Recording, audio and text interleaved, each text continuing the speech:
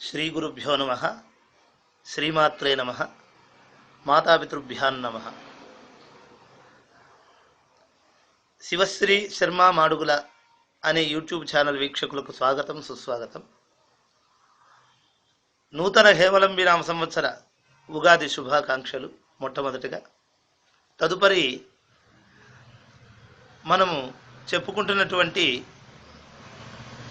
జ్యోతిషాంశంలో భాగంగా, రాశి ఫలాల్లో భాగంగా ఇప్పుడు కర్కాటక రాశి వారికి ఎలా ఉందో పరిశీలిద్దాం. కర్కాటక రాశి అనగానే పునర్వసు నక్షత్రం 4వ పాదము, పుష్యమి 4 పాదాలు, ఆశ్లేష అంతం కటకం, ఆశ్లేష 4 పాదాల వరకు, 4వ పాదం వరకు. ఈ కర్కాటక రాశి వారికి ఈ సంవత్సరం చూసినట్లయితే ఆదాయం 11, వ్యయం 8, రాజపూజ్యం 5, అవమానం 4. అంటే మొత్తంగా మిశ్రమ ఫలాలు గోచరిస్తూ ఉన్నాయి. అయితే మిశ్రమ ఫలాలని పేరు కన్నప్పటికీ కొంచెం అధికంగా యోగదాయకంగా చేసుకోగలిగిన అవకాశాలు ఉన్నాయి.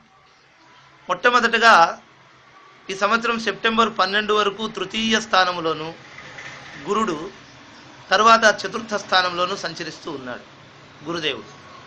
తద్వారా తృతీయ స్థానంలో ఉన్నప్పుడు కాస్త కోర్టు వ్యవహారాలు, సోదరులతో విభేదాలు, భూ సంబంధమైన తగాదాలు, కొంచెం భేదాభిప్రాయాలు ఇట్లాంటివన్నీ వచ్చే అవకాశం ఉంది.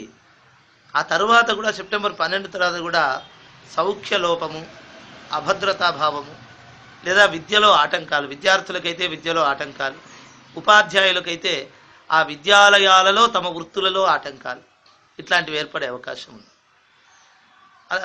అందువల్ల గురు ప్రసన్నత చేసుకోవడం అవసరం.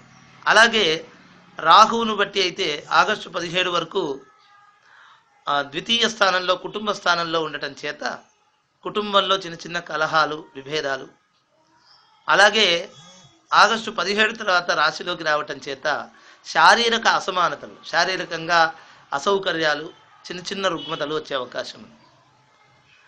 మరి ఇక శనిదేవుడి సంగతి చూస్తే శని 6వ స్థానంలో ఉంటాడు. ఒక్క జూన్ 20 నుండి అక్టోబర్ 25 మధ్యలో మాత్రం ఆ కొద్ది కాలం మాత్రం పంచమ స్థానంలోకి వస్తాడు. అప్పుడు కూడా పుత్రమూలక క్లేశాలు కొన్ని ఉంటాయి. కానీ తక్కిన శని అంతా యోగం ఇస్తూ ఉన్నాడు కాబట్టి, యోగదాయకంగా ఉన్నాడు కాబట్టి, మొత్తంగా ఒక్క శని బలం ద్వారా మాత్రమే కర్కాటక రాశి వారు నిలబడాలి. కాబట్టి విశేషించి ఆంజనేయ స్వామి యొక్క ఆరాధనలు కానీ, సుందరకాండ పారాయణ కానీ, శ్రీరామ రక్షా కవచ స్తోత్రాది పారాయణలు కానీ చేసుకున్నట్లయితే చాలా దిగ్విజయంగా ఈ రాశివారు, కర్కాటక రాశివారు విజయాన్ని పొందగలరు.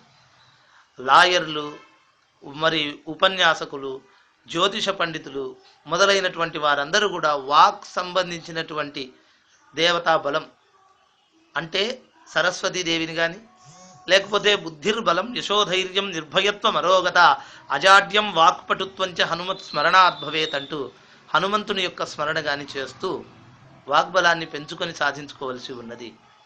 తర్వాత చేతి వృత్తుల వారు చాలా శ్రమించవలసి ఉంది. విద్యార్థులు అధిక శ్రమతో ఫలితాన్ని రాబట్టుకోవలసి ఉంది. అలాగే వ్యవసాయం మాత్రం సామాన్య పంటలు అంటే పండితే ఒక పంట, అది కూడా పర్వాలేదన్నట్టుగా పండే అవకాశం ఉన్నది వ్యవసాయదారులలో, రైతులలో కనుక ఎవరైనా ఉంటే.